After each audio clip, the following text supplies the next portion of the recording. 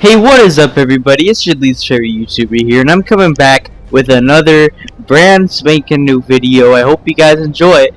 Give that like and a subscribe, please. I'm dying here. That's a cry for help. Not really, it's just a joke. But welcome back to a video. Thank you for clicking this video. I mean, you wouldn't really hear me otherwise. Even if you clicked off, I still thank you for clicking on the video in the first place. But today, this video is all about my top 5 most favorite games. I don't even know if that's the right term.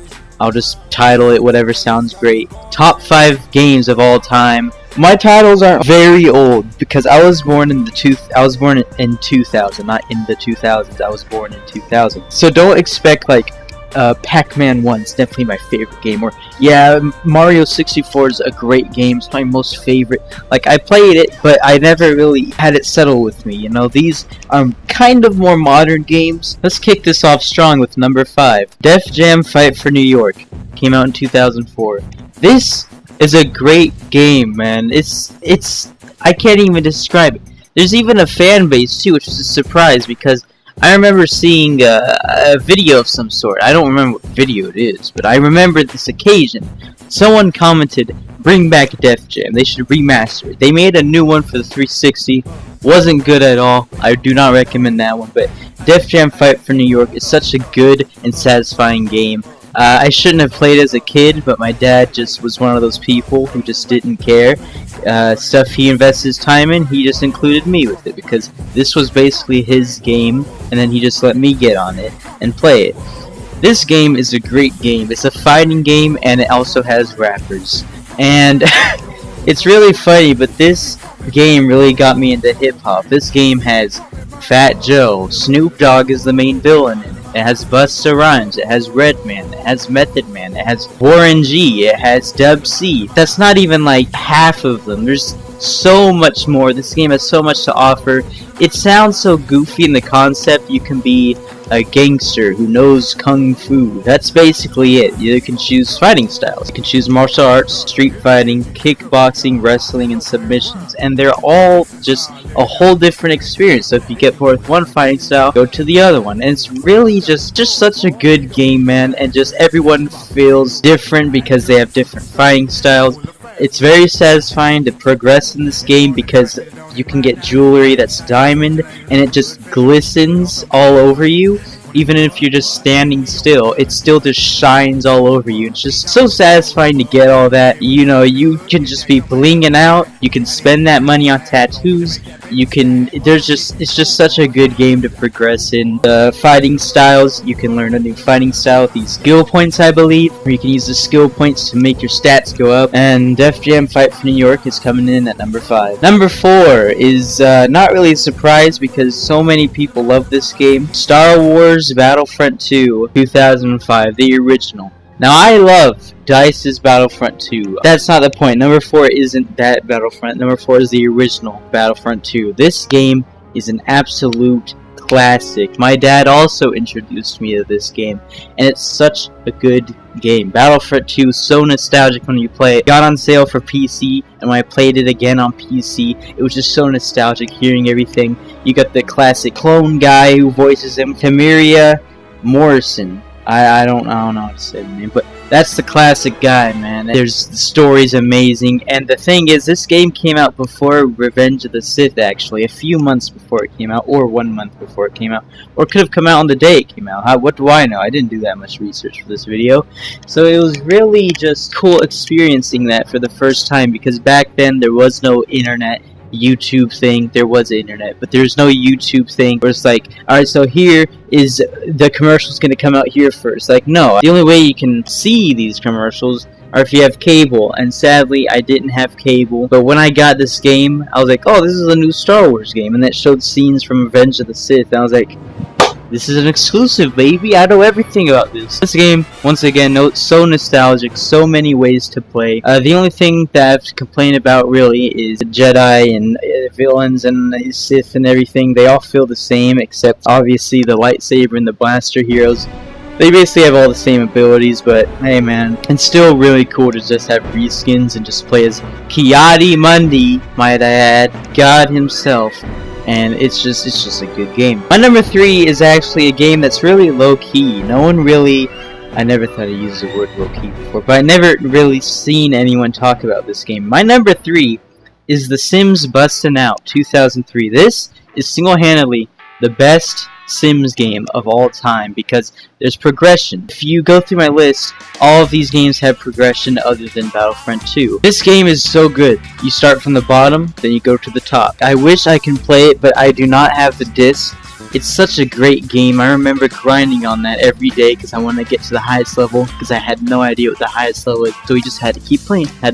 This is such a good game. It's a very fun and just wacky game story-wise because you start up in your mom's house and you get your motorcycle stolen by a robber, and it's really funny. And your mom's, her icon, she has those like curl things in her hair. It's just so funny just seeing just how ridiculous this game is. I think the next house is some sort of like ghost house or art house or something. The last time I played this game was in like 2008, so cut me some slack here, alright? This is such a good game. Anyways, number 3, Sims Bustin' Out. Definitely recommend it, especially if you like the Sims games. Even if you don't like the Sims game, this is a really good game to play because it's so different. The name itself is it's not just Sims 2 or The Sims 3, it's Sims Bustin' Out. Number 2, Fallout New Vegas 2010. This game you can never get bored with. This game is amazing. I'm gonna use this word even though it's not the right place to use it. You can literally do anything in this game other than kill a yes man. That is basically, they still want you to beat the game even if you kill everyone on the planet. You can kill everyone, you can kill the people in Goodsprings, you can kill the NCR, you can kill the Caesar, Kaiser, whatever man. You not only can you just kill, because I kind of sound like a psychopath, but you can join anything you want. You can be individual. You can beat the game in like 5 minutes by just going straight to New Vegas, and that's why it's just such a good game, because to get there doesn't require you do other quests. Sure, there's one quest that basically guides you through how to play it for new players. You have to go to here, then you gotta go here to talk to this guard guy, and then you gotta cover this guard guy's shift or something like that, and then you gotta talk to the other guard guy, which is the best companion in the game. I think it's Boone. Most OP character in the game, might I add. And then you finally know where to go, you know what to do. That's perfect. It's basically just a nice tutorial for people to play. But then it's great for veteran players because once again, just go straight to the strip and you can technically beat the game in the first 5 minutes. Granted, it is really hard because the things out in the wasteland are just God themselves. There's so many ways to end. You don't have a set story, which is the best thing about it.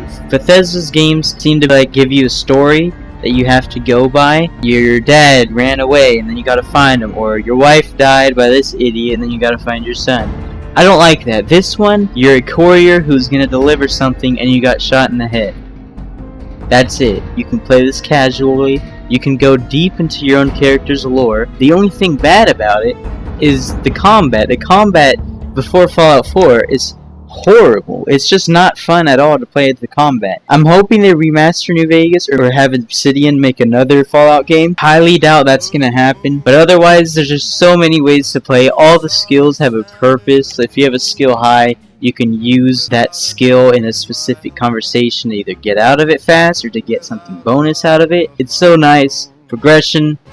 Progression is a great thing in this game as well, and I got, Fallout New Vegas at number 2. First, before I get to number 1, I gotta go to honorable mentions. The first honorable mention, I'll be doing in an alphabetical order. Battlefield 4, 2013. Call of Duty Modern Warfare 2, 2010. Call of Duty Modern Warfare 3, 2011. And Call of Duty Black Ops 2, 2012. Far Cry 5, this is such a good game. You got Halo Combat Evolved 2001, Halo Reach 2010, and Halo 4 2012. Injustice 2 2017. But let's get to my number 1. Now my number 1, if you're my friend and you're like, wait, you didn't mention this game. We play it all the time. It's such a good game too. Why isn't it on this list? Well, it is on this list. Number 1, get ready for it. Number 1 is Civilization Revolution 2008. Civilization Revolution is such a good game. This game is so gosh dang good. good. There's 16 different leaders you can play as. You can play as the Romans, you can play as the Greeks, you can play as the Americans, you can play as the Mongolians, you can play as the Chinese, you can play as the Japanese, the French, the English, the Zulu, the Aztecs. There's even more I didn't name. And I know, there's only 16 different ways to play. That's stupid. No, there's 16 different ways to play. There's technically 5 different ways to win. You got cultural domination, economics, and technology victory. And then what I do is just I build my civilization and just win that way because no one does anything. I guess it technically counts for a domination victory, but there's 5 ways to play this game. And it's so good because there's so many achievements that just give you a challenge. You can do this on DAT difficulty, you can do this on King difficulty. You can win the game by 100 AD. I have no idea how that's physically possible, but a lot of people have that achievement. This is such a good game because you can play it in single player, and you can play it with friends, or you can play online if you want to just die by like 1 BC. I'm not even sure how that's possible. Civilization Revolution is a great game. It's like they talk like The Sims, which is really cool because all these civilizations, obviously they're not going to be like, yes, friend, you implemented this technology. Like, no, not all of these civilizations speak English, so of course it's just a really funny, just innocent game. You can play this competitively, go for some very fast games. You can play it just peacefully. You can play it to win technology victories. You can play this game while you're eating. And let me tell you, man, playing this game while you're eating is so peaceful. It's such a good game. The art style is great. I can listen to the soundtrack any time of the day, any time of the week, any time of the month, any time of the year, any time of the decade. It's a great game. That's pretty much it, really. Those are my top 5 games of all time. Good list. Goodbye.